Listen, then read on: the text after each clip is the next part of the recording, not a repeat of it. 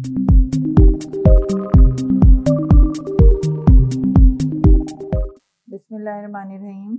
अस्सलाम वालेकुम बच्चों, उम्मीद है आप सब खैरियत से होंगे। आज मैं क्लास 9th का चैप्टर नंबर 3 डायनामिक्स का ये जो टॉपिक लेकर आई हूँ वो है law of conservation of momentum. बहुत इम्पॉर्टेंट है। बहुत सी फिनोमेना जो हमारी डेली लाइफ में होती हैं उनको समझने के लिए ये लॉ बहुत इम्पॉर्टेंट है। फॉर एग्जाम्पल, अच्छा, सबसे पहले law of conservation of momentum को समझने के लिए जो मैंने भी जैसे बात की कि हमारी डेली लाइफ में बहुत सारे फिनोमेना हो रहे होते हैं, उनको समझने के लिए ये ज़रूरी है। तो उन तक आने के लिए हमें पहले कुछ टर्म्स पता होनी चाहिए, जैसे कि सिस्टम। ठीक है, अब सिस्टम क्या होता है? It is a group of bodies with in certain boundaries.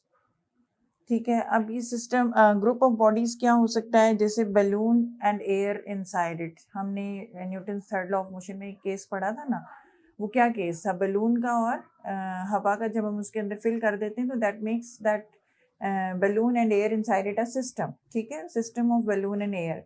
इसी तरह जैसे हमने उसी की एग्जांपल ले लें, हमने टेबल पे book lying on a table एक डिस्कस कर ली थी, कर लिया था केस।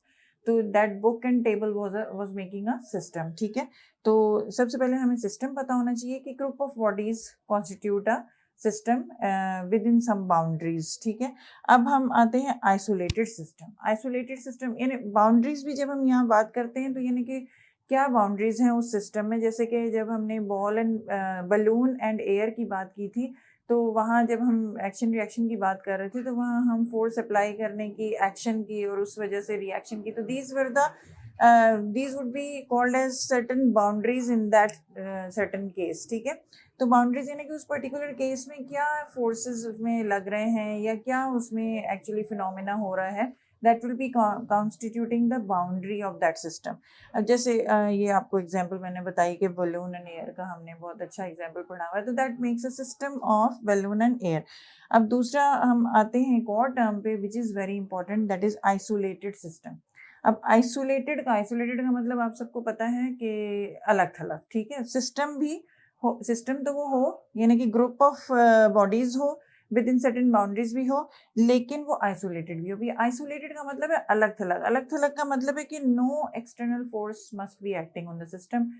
कोई बाहर से उसमें बॉडीज पे जो एक सिस्टम बना रही हैं उनके ऊपर बाहर से लगने वाला कोई फोर्स ना हो। ठीक है, तो बाहर से लगने वाला फोर्स कोई ना हो। तो जैसे group, so we would define isolated system as a group of interacting bodies on which no external force is acting. ठीक है, तो अब ये आइसोलेटेड सिस्टम जो हम ये law of conservation of momentum पढ़ने जा रहे हैं, ये हमें आइसोलेटेड सिस्टम से में ज़्यादा हमें मिलेगा। और वो क्या है, आइसोलेटेड सिस्टम के लिए हम पढ़ेंगे। और सबसे पहले ये है कि अगर हम अपना जो पिछला एक आर्टिकल हमने पढ़ा था, the relation between force and momentum, अगर आपको याद हो तो that was actually the rate of change of momentum, that is pf minus pi by t. This is the rate of change of momentum come out to be equal to force applied on the body। यानी कि अगर हम किसी body पे force लगाते हैं तो उसके अंदर चेंज इन मोमेंटम डेवलप होता है। यानी कि फोर्स लगाया तो अगर वो कम स्पीड से मूव कर रहा था बॉडी तो तेज हो जाती है उसकी स्पीड, तेज मूव कर रहा था तो उसकी स्पीड कम हो जाती है। इस तरह से तो मोमेंटम चेंज होता है। ठीक है, एक्सेलरेशन भी होता है। वो एक्सेलरेशन के टर्म्स में हम वो न्यूटन सेकंड लॉ बोल देते हैं कि एफ अप्लाई करने से एम ए, यानी कि F is equal to M A, एक एक्सेलरेशन भी प्रोड्यूस होता है। वो हम उसको फिर हम F is equal to M A के फॉर्म में लिख लेते हैं। ठीक है, अब यहाँ पर जो एक और बात हो रही है कि एक्सेलरेशन जो प्रोड्यूस हो रहा है, अगर हम वहाँ पर मोमेंटम के टर्म्स में बात करें तो वो चेंज ऑफ मोमेंटम भी हो रहा होता है। तो rate of change of momentum is also equal to force. ठीक है, यानी हम किसी बॉडी पे फोर्स लगाते हैं तो उसके अंदर मोमेंटम में भी बदलाव आता है। तो अब इस इक्वेशन के तहत या इस रिलेशन के तहत अगर हम आइसोलेटेड सिस्टम को समझने की कोशिश करें तो no external forces acting on the system, तो दैट मीन्स कि this F should be equal to zero. तो अब इसके मुताबिक जब f 0 है तो ये इक्वेशन क्या हो गई, P F minus P I by T is equal to zero. अब आप इसको क्रॉस मल्टीप्लाई करिए तो दिस इम्प्लाइज कि P F minus P I is equal to zero into T that is zero. ठीक है, दैट मीन्स कि P F minus P I is equal to T 0 और finally P F is equal to P I, यानी कि जो initial momentum है वही final momentum है। इसका मतलब no change in momentum is taking place, और इसी नो चेंज इन मोमेंटम जो है is called as the conservation of momentum. Conserve का मतलब है कंजर्वेशन का कांस्टेंट रहना, ठीक है। मोमेंटम का कांस्टेंट रहने का जो लॉ है उसको हम law of conservation of momentum कहते हैं। तो isolated system is leading us to this law of conservation of momentum in this way कि हमारे पास ये रिलेशन ऑलरेडी है कि अगर हम किसी बॉडी पे फोर्स लगाते हैं, किसी सिस्टम में कहीं पे फोर्स एप्लीकेबल हो रहा है, तो ये हमारे पास इक्वेशन आती है। लेकिन अगर वो आइसोलेटेड सिस्टम है तो एफ इज 0, ठीक है। तो फिर हम ये सारी चीज़ें जब सब्सटीट्यूट करते हैं तो हमें फाइनली मिलता है कि इनिशियल मोमेंटम और final momentum of the system is same. That means के no change in momentum is taking place and the momentum is conserved, and this is called as law of conservation of momentum।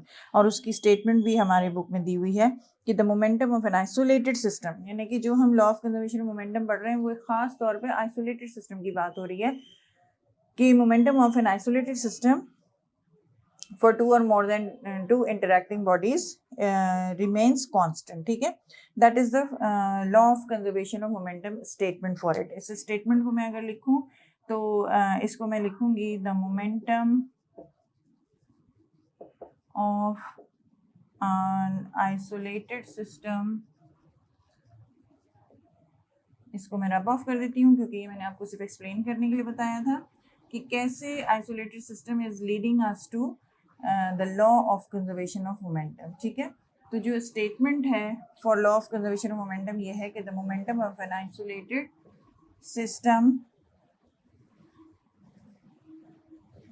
Between system of two और more interacting bodies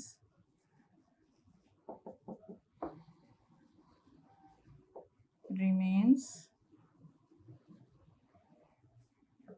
constant, ठीक है। ये statement है हमारे पास law of conservation of momentum की, ठीक है। अच्छा, अब इसको प्रूव करने के लिए हम कुछ, या इसको और अच्छा समझने के लिए हम एग्जाम्पल्स भी बात करते हैं, एग्जाम्पल्स को भी डिस्कस करते हैं, ठीक है। अब जैसे कि मैंने यहाँ पे balloon and air inside it एक केस आपको बताया कि इसको हम सिस्टम बोलेंगे balloon and air inside it. तो जो हमने पहले ये पढ़ा था एक्शन रिएक्शन के केस में, वो यहाँ पर लॉ ऑफ कंजर्वेशन मोमेंटम के केस में भी ये डिस्कस हो सकता है। किस तरह से कि देखिए, जब बलून में आपने हवा भरी और उसको जब पकड़ लिया आपने, उसको you are holding it tight, ठीक है, and when you release it, what happens कि air rushes out of the balloon because of the pressure which that rubber body of the balloon is exerting on the air। तो जो air rush out कर रही है तो उसके अंदर momentum है ना, वेलोसिटी है उसके अंदर, तो कुछ मोमेंटम डेवलप हो रहा है उसका। तो जो मोमेंटम उसके अंदर डेवलप हो रहा है, उसी मोमेंटम को सेम रखने के लिए बलून जो है, balloon starts moving in the other direction, in the opposite direction you can say, क्योंकि the momentum of the system जब हमने उसको होल्ड कर रखा था तो क्या था, इट वाज 0, क्योंकि 0 से मतलब देखें एयर भी inside it and the balloon were at rest, ठीक है। तो momentum of the balloon and air was 0 initially, और जैसे ही you release the balloon what happened कि दोनों अपनी अपनी डायरेक्शन में मूव कर रहे थे, air was rushing out and balloon was going away. तो ये जो मूवमेंट हो रही है, अपोजिट मूवमेंट हवा की और बलून की, it was to conserve momentum, यानी कि मोमेंटम सेम रखने के लिए ये फिनोमेना टेक्स प्लेस ऑटोमेटिकली, ठीक है। अच्छा, अब ये है कि एक और बहुत अच्छी एग्जांपल जो आपकी बुक में, जिससे हमें इस लॉ ऑफ कंजर्वेशन मोमेंटम का एक मैथमेटिकल एक्सप्रेशन भी मिलेगा, वो हम यहाँ पे डिस्कस कर लेते हैं। तो I think rub off the board now. और ये बड़ा इंपॉर्टेंट क्वेश्चन है जो आपके बोर्ड एग्जाम में काफ़ी पूछा जाता है। Law of conservation of momentum जो है वो लॉन्ग क्वेश्चन में आ जाता है, ठीक है, और ये आपको ज़रूर एक्सप्लेन करना होता है। इसके लिए हम जो डेरिवेशन ले रहे हैं for the law of conservation of momentum. Derivation में सबसे पहले हम कॉन्टेक्स्ट लिखते हैं कि suppose there are two masses, suppose there are two bodies of masses m1 and m2। ठीक है, m1 m2 लेने का मतलब ये है कि दोनों डिफरेंट साइजेस की या डिफरेंट masses की हैं और they are and moving with initial velocities ui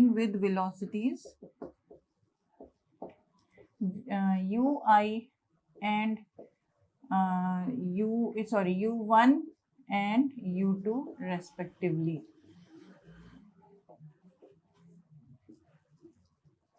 means ये है कि m1 जो है वो u1 वेलोसिटी से मूव कर रहा है और m2 जो है वो u2 वेलोसिटी से मूव कर रहा है। ठीक है, अब इन दो बॉडीज को मैं यहाँ पर उसकी फिगर सबसे पहले बनाऊंगी यहाँ पे डायग्राम में, और वो ये है कि दो बॉडीज, एक m1 है और एक m2 है। ये आप छोटी बड़ी, इसको छोटा और इसको बड़ा भी बना सकते हैं, डजंट मैटर। लेकिन ये m1 जो है वो u1 वेलोसिटी से मूव कर रहा है और m2 जो है वो u2 से इनिशियली मूव कर रहे हैं। अब यहाँ पे क्या फिनोमेना हो रहा है कि यहाँ जो वेलोसिटीज हैं उनमें v1 is larger than v2।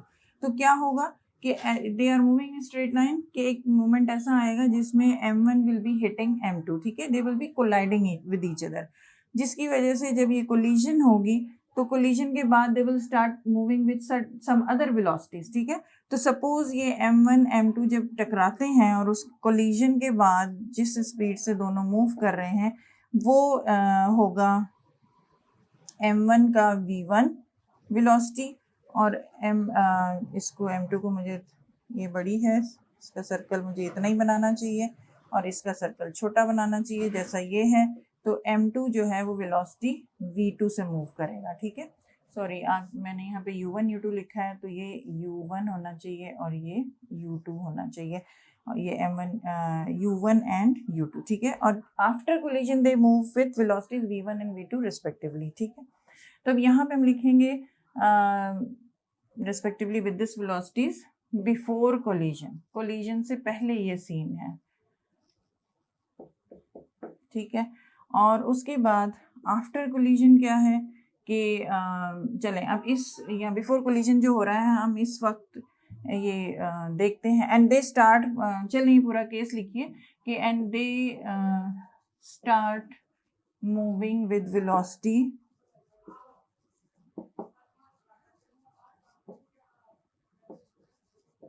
v1 and v2 respectively after collision।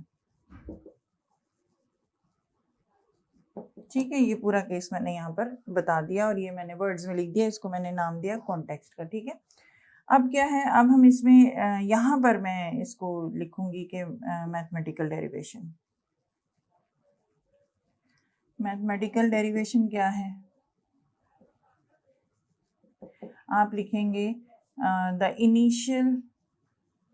अब देखिए यहाँ सिस्टम किस चीज का है, सिस्टम ऑफ टू बॉडीज है, of masses m1 and m2 moving with velocities u1 and u2। तो मैं यहाँ पे ये लिख सकती हूँ कि suppose there is a system of two bodies, I can write it here as there is a system of, क्योंकि हमने आइसोलेटेड सिस्टम की बात की है, सिस्टम ऑफ टू बॉडीज लिख सकती हूँ। ठीक है, तो सिस्टम ऑफ टू बॉडीज है और यहाँ फिनोमेना क्या हो रहा है, कोलिजन का फिनोमेना हो रहा है, टकरा रहे हैं एक दूसरे से। तो अब initial momentum of the system, initial momentum of m1 जो है वो क्या होगा, m1 का मोमेंटम क्या है, मोमेंटम इज mv। तो यहाँ m1 u1 बिफोर कोलिजन, ये मैं लिखूंगी यहाँ पे बिफोर कोलिजन, में हेडिंग इसकी डिफरेंट पेन से दे देती हूँ, बिफोर कोलिजन। ठीक है,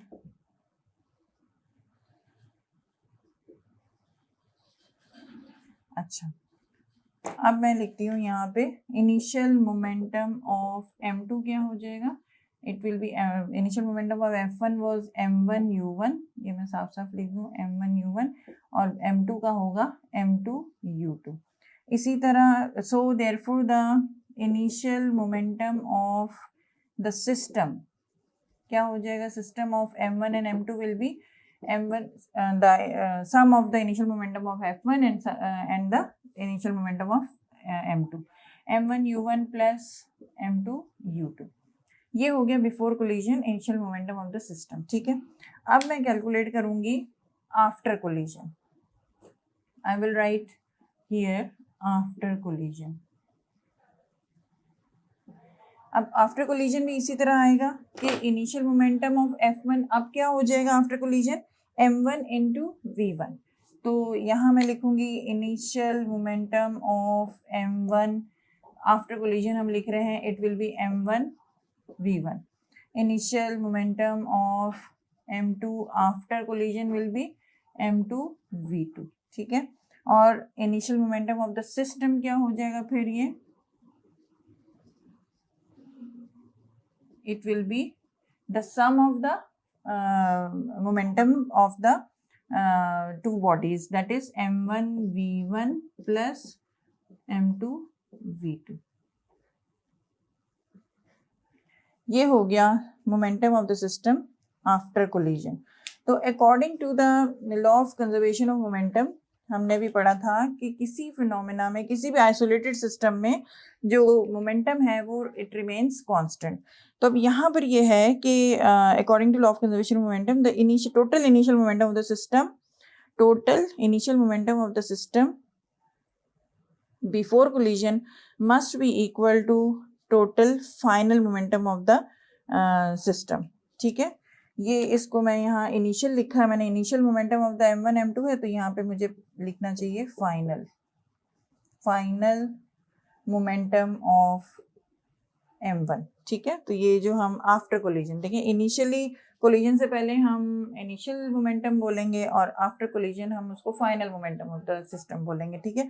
तो according to law of conservation of momentum, ये मोमेंटम एक फिनोमेना यानी कि कोलिजन फिनोमेना के बाद इट शुड रिमेन कांस्टेंट, यानी कि अगर कोलिजन एक फिनोमेना हो रहा है तो उससे पहले जो मोमेंटम था बॉडी सिस्टम का जो भी है उतना ही आफ्टर कोलिजन भी होना चाहिए। तो इस लॉ के तहत अब ये हमें एक्सप्रेशन क्या मिलेगा, I would be rubbing of this, ठीक है। ये डायग्राम आपने देख ली है कि कैसे बनानी है।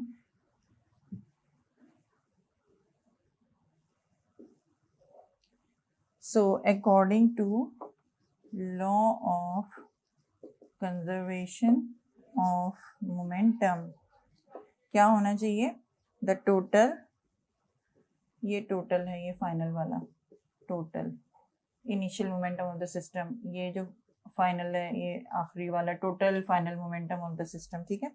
The total initial momentum of system must be equal to total final momentum of system, ठीक है।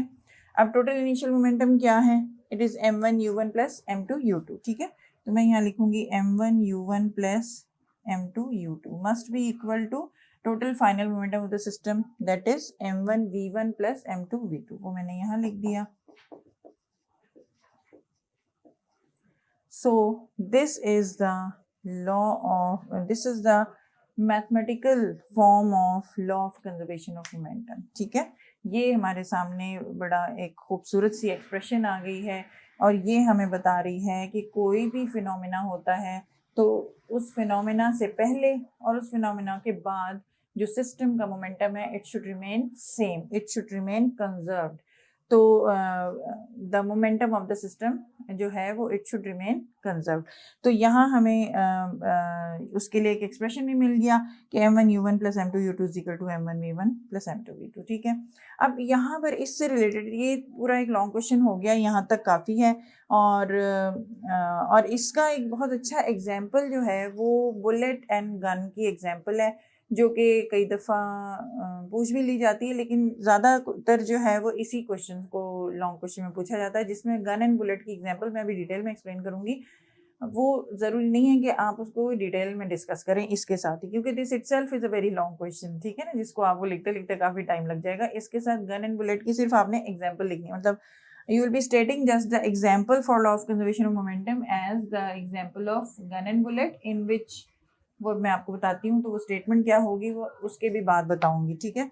तो let me rub off the board, देख लें ये सारी डेरिवेशन है आपके सामने law of conservation of momentum की, ठीक है। ओके,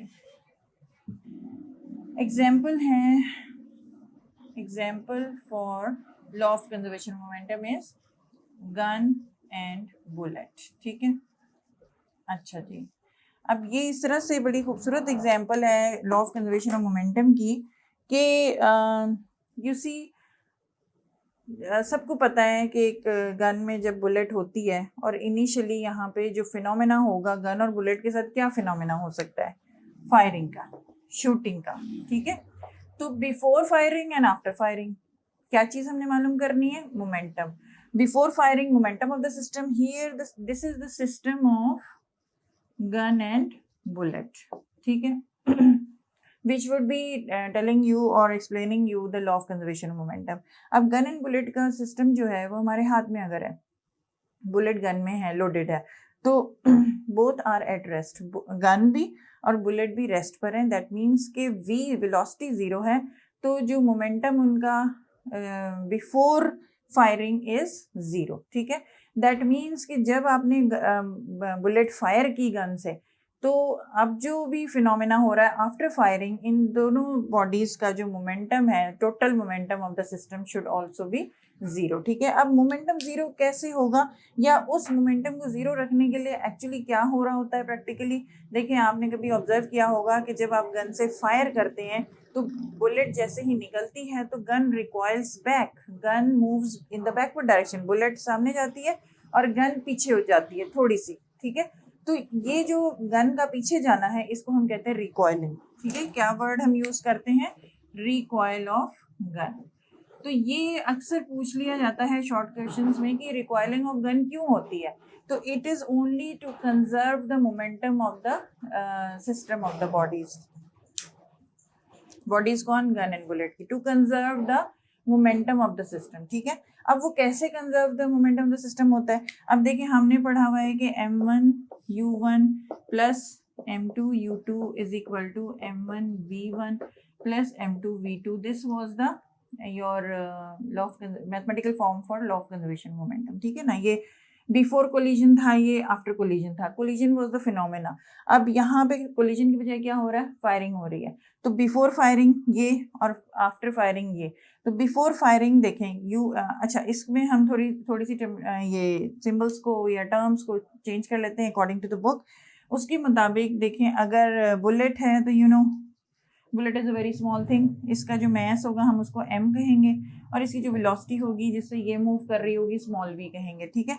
और जो गन है it is a big thing, तो इसके मैस को कैपिटल M कहेंगे और इसकी वेलोसिटी को कैपिटल V कहेंगे, और बिल्कुल यही टर्मिनोलॉजी ये सिंबल्स आपके बुक में भी यूज हुए हैं, ठीक है। तो उसके मुताबिक ये एक्सप्रेशन हमारे पास, हम क्या लिखेंगे इसको, अगर हम ये इसको हम कह लें कि ये बुलेट है, ये बुलेट की मोमेंटम है और ये गन की है, तो ये इसके मुताबिक, इन सिंबल्स के मुताबिक ये किस तरह से it will change it's form, it will become m v plus m v, ठीक है ना। ये इस तरह से। अब velocity of bullet, velocity of gun, अब ये है before firing and this is after firing. अब ये मैं लिखूंगी कि बिफोर फायरिंग, इसको मैं दूसरे पेन से लिखती हूँ ताकि आपको क्लियर हो जाए। बिफोर फायरिंग, ठीक है। ये जो mv प्लस mv यानी कि total momentum of gun, this is the momentum of gun and this is the momentum of bullet, ठीक है।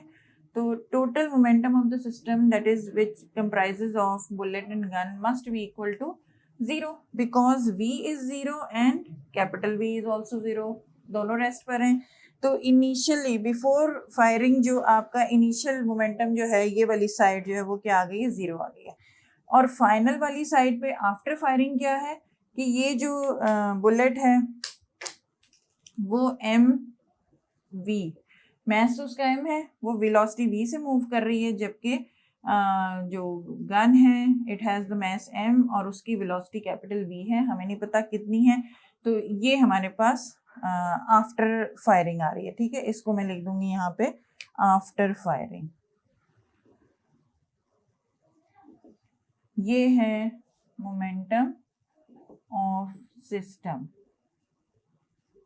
ऑफ गन एंड बुलेट, ठीक है। Before firing this is the momentum of system of gun and bullet and this is after firing the momentum of the system of gun and bullet, ठीक है। According यानी कि ये वाली चीज़ ये है और ये वाली चीज़ ये है, तो according to law of conservation of momentum ये दोनों before firing and after firing जो दोनों मोमेंटम है वो क्या होने चाहिए, सेम होने चाहिए, यानी कि this zero must be equal to this value mv plus mv, ठीक है। अब हमारा मकसद है ये मालूम करने का कि गन जो है वो रिकॉइल हो रही है विद सम वेलोसिटी, तो वो कैसे मालूम करेंगे। इसको आप एक टर्म को इस तरफ ले आइए, it will become minus mv is equal two plus mv, ठीक है। सिंपली मैथमेटिक्स है। और कैपिटल V मालूम करना है मैंने, तो V को मैं इधर ही रखूंगी और ये minus mv over capital M, मुझे ये एक्सप्रेशन मिल गया to find out the velocity of the gun with which it will be moving after firing, ठीक है। तो ये वो एक्सप्रेशन है जो कि हमें मिल रहा है due to the application of law of conservation of momentum, और ये माइनस साइन यहाँ पे इंडिकेट कर रहा है कि वेलोसिटी ऑफ द बुलेट जिस भी डायरेक्शन में है, जो गन की वेलोसिटी है वो उससे अपोजिट डायरेक्शन में, ठीक है। तो ये उसकी law of conservation of momentum की एक एप्लीकेशन है कह लें, जिसका कि आपको यहाँ मैंने मैथमेटिकल डेरिवेशन करके दिखाया, ठीक है। तो ये आपको बच्चे जो हैं वो long question law of conservation momentum भी पूरा लंबा सा लिखते हैं और उसके बाद फिर इसको भी इसी तरह एक्सप्लेन करते हैं। तो you need not right all these things along with that long question. जब आपको क्वेश्चन आया है कि state and explain law of conservation momentum, वो सारा डिराइव करें, लेकिन उसके बाद आपने सिर्फ लिखना है कि for example the system of gun and bullet in which gun requires back when the bullet is fired to conserve momentum, ठीक है। वो बस अपनी इतनी सी बात लिखनी है और ये सब नहीं एक्सप्लेन करना। ये चीज़ इसलिए मैंने एक्सप्लेन की कि ये कई दफ़ा न्यूमेरिकल्स में आ जाता है कि अगर इतनी स्पीड से बुलेट जा रही है या इतनी स्पीड है, अगर बुलेट जा रही है और उसका मैस इतना है, गन का मैस इतना है, तो what is the velocity with which the gun would be recoiling, ठीक है। तो तब आपको पता है ये फॉर्मूला आपके पास आ जाएगा। और अगर याद नहीं भी है तो आपको अगर law of conservation of momentum का फॉर्मूला याद है या मैथमेटिकल एक्सप्रेशन याद है तो आप इसको इजीली लिख सकते हैं डायरेक्टली, ठीक है। तो I hope that you understand this very lively example of gun and bullet to explain law of conservation of momentum. अब अगले वीडियो तक हम आपस में अल्लाह हाफिज़ कहते हैं एक दूसरे को, और इंशाल्लाह फिर मिलेंगे। तब तक अपना ख्याल रखिएगा। अल्लाह हाफिज़।